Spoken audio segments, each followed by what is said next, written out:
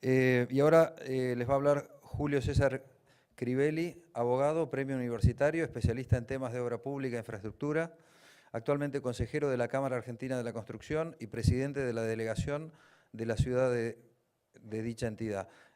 Y lo cual no es poco, colaboró también en el proyecto de ley del cual hablamos hoy toda la mañana. Bueno, como a mí me toca al final, voy a hablar de todas cosas que en realidad son del principio. Esta charla se refiere a básicamente las dificultades que tenemos en los países emergentes para atraer capital para infraestructuras públicas y ver si podemos construir un puente jurídico, un contrato APP o PPP o de concesión de obra pública, como se le quiera llamar, son todo lo mismo, son diversas denominaciones para el mismo objeto. Es en definitiva eso, es un puente que permite que el capital privado se interese por la infraestructura pública. Y ese puente puede ser de diferentes maneras. En los países desarrollados es un puentecito, porque todo el mundo tiene deseos de entrar en el negocio. En los países que no están desarrollados como el nuestro, este puente tiene características críticas. Y es a esto a que lo que nos vamos a referir. En nuestros países arrancamos con una situación de bajo desarrollo institucional, bajo desarrollo económico y bajo desarrollo humano.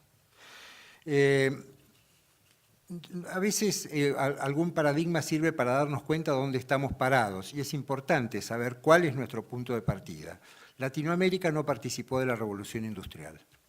Esto es así de simple. La revolución industrial es probablemente el movimiento más importante de la cultura que se haya desarrollado en los últimos 400 años. Nosotros estuvimos al margen. Vamos a ver si participamos de la revolución tecnológica. En esa situación, nuestras instituciones son muy primitivas. En nuestro país, el primitivismo de las instituciones se ha demostrado durante los últimos 12 años seguramente, y de los últimos 30, un poco, 20, un poco, 30, un poco menos, pero es agudo la falta de independencia de los poderes, es una democracia delegativa, una vez que se vota el presidente tiene todo el poder, lo que se llama facultades exorbitantes, que recién mencionó Héctor Mayral, son llevadas a un punto realmente absurdo que atropella cualquier sistema jurídico. Entonces, nuestro punto de partida es muy malo. No comprendemos los derechos de propiedad. Muchas veces no se entiende la tríada que existe entre derechos de propiedad, inversión y desarrollo humano. Esta tríada es esencial, y es esencial que esté encarnada en la sociedad y en la política, que son ideas o situaciones que están antes del derecho. El derecho es una consecuencia de lo que cree la sociedad y de lo que cree la política. Y nosotros tenemos el deber de insistir en este punto, porque si no los contratos PPP son absolutamente imposibles. Arrancamos entonces ahora con cosas que no son tan generales, sino que cómo bajan estas cosas tan generales, estos conceptos tan generales, cómo bajan a la realidad. La primera realidad que tenemos como dificultad para resolver en un contrato PPP es el riesgo país. El riesgo país es una percepción de los mercados. Son millones y millones y millones de actores que opinan todos los días sobre cuánto vale el riesgo de financiar a Argentina.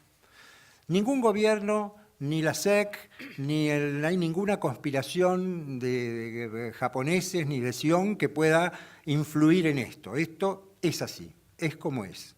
Y es un dato dado, como la ley de gravitación universal.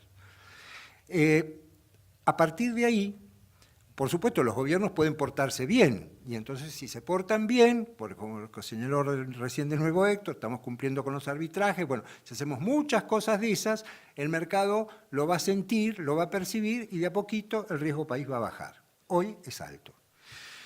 ¿Qué significa que salto el riesgo país? Bueno, significa que para financiar una infraestructura arrancamos de un costo altísimo y esta infraestructura puede no ser factible, porque las tarifas o los peajes o los costos que se le trasladen al Estado sean tan altos que la infraestructura sea sencillamente antieconómica. O sea, una infraestructura que es económica en Alemania a lo mejor no lo es en Argentina.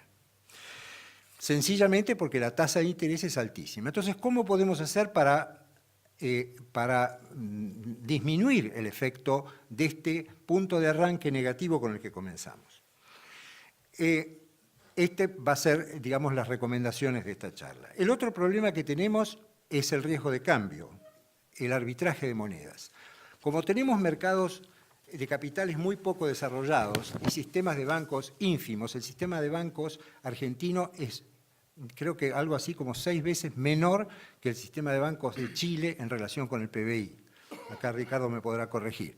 Pero digamos, tenemos un desarrollo muy bajo de nuestro sistema bancario y un mercado de capitales muy pequeño. Entonces, financiar, además tenemos inflación, además tenemos una historia económica tenebrosa, financiar en pesos es imposible, hay que financiar en moneda extranjera. Si hay que financiar en moneda extranjera, hay riesgo de devaluación. Si hay riesgo de devaluación, hay seguro de cambio. Y si no hay seguro de cambio, no hay nada. De manera tal que un tema central, que recién se trató, es la exploración del seguro de cambio. La ley está bien, la ley impide el uso de una norma del Código Civil que realmente obstaculiza las obligaciones en moneda extranjera, pero creo que la reglamentación de la ley va a tener que hablar más sobre estas cuestiones. El otro tema que tenemos ahora son algunos territorios comunes que yo quiero recorrer entre la economía y el derecho, para poner algunas nociones que también tienen que iluminar cómo debe ser un contrato de PPP, como lo llama la ley. El primero es que a mayor riesgo, mayor costo. Esto que suena así de sencillo, los gobiernos a veces no lo entienden. Y no lo entienden fundamentalmente porque copian la estructura jurídica de economías desarrolladas. En Inglaterra o en Alemania o en Francia o en Estados Unidos se pueden transferir enorme cantidad de riesgos al privado porque la estructura institucional es muy poderosa y los sistemas de resolución de disputas son muy efectivos, muy rápidos y generalmente muy justos. En nuestros países el riesgo cuesta mucho. Ya tenemos el riesgo país. ¿Queremos agregarle más riesgo? Porque va a costar. No hay riesgo sin costo. Parafraseando a Friedman, podríamos decir que no hay una cosa como, en vez de un almuerzo gratis, lo que no hay es un riesgo gratis. Todos los riesgos se anotan. ¿Y se anotan a dónde? En la tasa de interés. Entonces, pensemos mucho y no seamos frívolos al transferir riesgos. El otro tema es el mercado y contrato y su relación con el riesgo empresario. Este es otro territorio común a la economía del derecho. Muchas veces se equipara el riesgo empresario que tienen los actores del mercado con los que tienen los actores del contrato, y la verdad que son totalmente diferentes. Un actor del mercado actúa en un ring muy grande, que son las leyes generales de la economía de un país. Si hay inflación, él puede buscar nuevas tecnologías, él puede producir menos, él puede producir más, él puede cobrar una tasa de interés compensatoria cuando en el repago a quienes les vende, él puede disminuir su producción para salvarse de esa situación. Es decir, que frente a todas las clases de riesgos, él tiene una enorme gama de libertades que le permiten compensar su situación. El mercado es por definición el campo de la libertad. Ahora veamos el contrato. El contrato, la libertad se termina el día que firmo el contrato. Hay una licitación, todos somos libres, competimos, ponemos precios. Ese es el momento del mercado para el contrato. Es ex ante. Ahora, el día que firmé el contrato se acabó la libertad, rige el contrato. Y ese es un ring mucho más chiquitito, es bien chiquitito. Entonces es importantísimo que en este reino de las reglas, que es el contrato, tengamos reglas que permitan asumir los riesgos enormes que tienen contratos que duran 20 años o 30 años. ¿Alguien puede pensar que la economía, el derecho, van a seguir siendo los mismos a lo largo de 30 años? No. Entonces es absolutamente imprescindible que el contrato tenga mecanismos, que tenga instrumentos que permitan absorber estos riesgos. ¿Para qué? Para que el contrato siga siendo el mismo. Teníamos una vieja regla, pacta sunt servanda, o sea, los contratos hay que cumplir, pero ¿cuál es el contrato? El contrato es el que firmamos al principio, no el deformado por la macroeconomía o el deformado por un caso fortuito o por un acto de un terrorista que hizo colar un puente. El contrato tiene que ser aquel que se firmó en el origen. Por eso está muy bien el proyecto de ley cuando habla de la ecuación económico-financiera original del contrato. Esta es la que debe salvaguardarse. Entonces hay que tener presente este problema cuando se piensa en el riesgo empresario, porque no es el mismo riesgo empresario el de los actores del mercado que el de los actores del contrato. Bueno, entonces tenemos acá una descripción muy genérica, yo diría hasta con cierta vaguedad, de los desafíos que enfrentamos en los países emergentes para hacer contratos de PPP. Y ahora, ¿cuáles serían las recomendaciones para construir ese puente jurídico? ¿Cómo hacemos nosotros con el derecho y con la economía, que están muy mezclados en este tipo de contratos, para establecer ese puente que les interese a los inversores privados? Quiero decir que este tema es esencial, porque en el mundo moderno cada vez se requiere más infraestructura. No hay ningún momento en que un Estado pueda decir, bueno, llegué al nivel de infraestructura deseado. Eso es imposible. La tecnología actual y el cambio permanente de la sociedad hace que las infraestructuras, por un lado, a veces queden obsoletas y por otro lado, falten unas nuevas. Entonces los fiscos no tienen suficiente dinero para afrontar este esfuerzo y necesitan afrontarlo con la colaboración del sector privado. En el mercado de capitales hay muchísimo dinero y en los fiscos hay muy poco dinero. De manera tal que este vaso comunicante lo tenemos que construir necesariamente. Dicho sea de paso, durante los últimos 12 años nos dedicamos a ver si lo destruíamos. Bueno, entonces lo primero que hay es que tenemos que asumir el cambio de paradigma.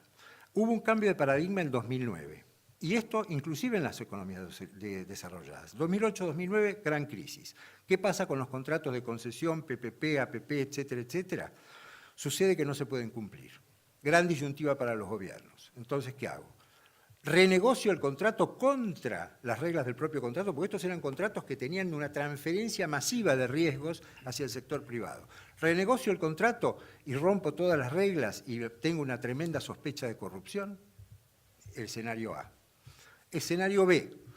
Hago una nueva licitación para que el señor nuevo me cobre todos los costos que me iba a cobrar el otro que está actuando en la concesión, más todos los costos inherentes a ingresar en un contrato en el cual él no estaba y que no conoce.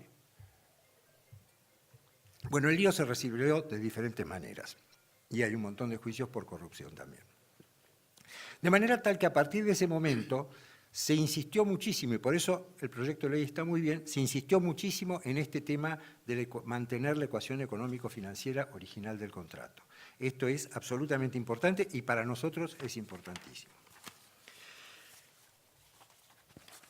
Hay ciertos riesgos, este es otro tema, ¿no? Hay ciertos riesgos que son intransferibles en una economía de bajo desarrollo, en una sociedad de bajo desarrollo humano. La macroeconomía y los riesgos legales. La macroeconomía en Argentina, los cambios macroeconómicos, devaluaciones, inflación, eso no se pueden transferir. Son infinanciables. Entonces existe la imperiosa necesidad de construir mecanismos que hagan que el inversor privado se sienta seguro, porque si no se siente seguro, si siente un poquito de riesgo, va a subir los puntos de la tasa de interés y la infraestructura va a ser cara. Y si se siente más inseguro, ni siquiera va a cotizar. Entonces es importantísimo este tema de la macroeconomía. Y el riesgo legal. ¿Por qué el riesgo legal? Bueno, porque nosotros no tenemos precisamente una tradición de respeto a la Constitución. Y esto los abogados locales, que van a hacer opiniones legales para quienes vengan a invertir, lo saben de memoria, de manera tal que van a decir la verdad. De forma tal que el riesgo legal, necesariamente, el cambio de las leyes, tiene que ser absorbido por el Estado.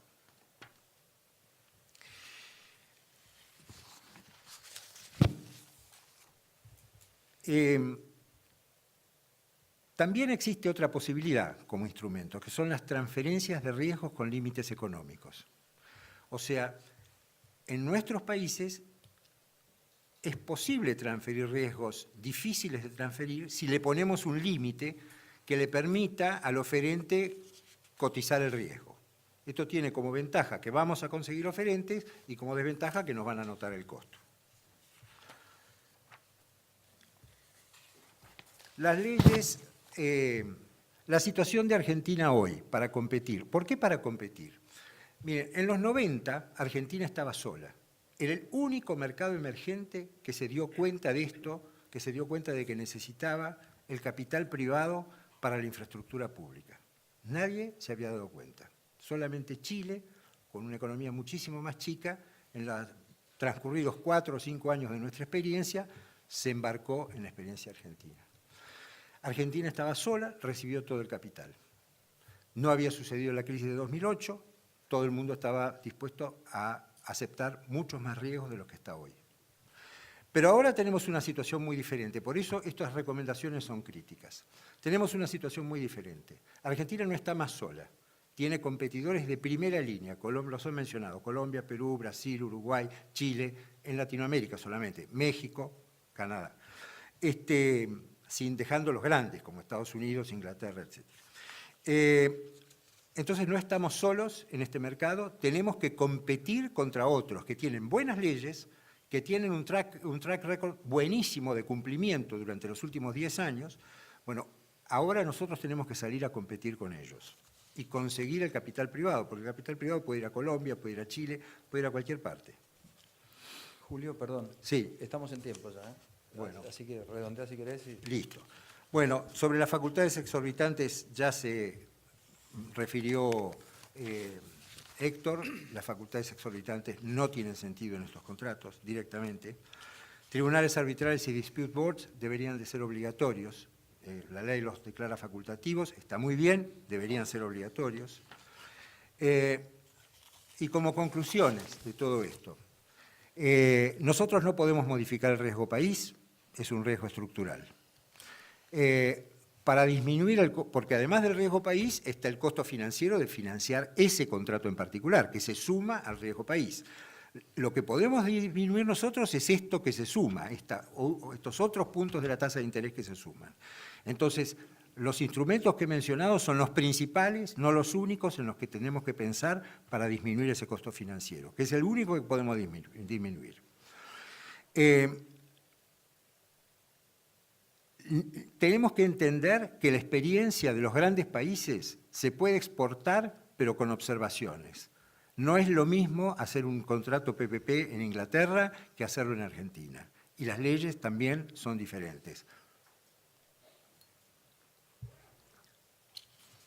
Bueno, estamos convencidos de que si seguimos estas recomendaciones y otras que faltan, porque falta un poquito de tiempo y porque habría falta profundizar todavía más, Argentina puede ser un buen competidor en este mercado, pero tenemos que ser conscientes de que hay un mercado y que ahora vamos a tener que competir. Nada más que eso.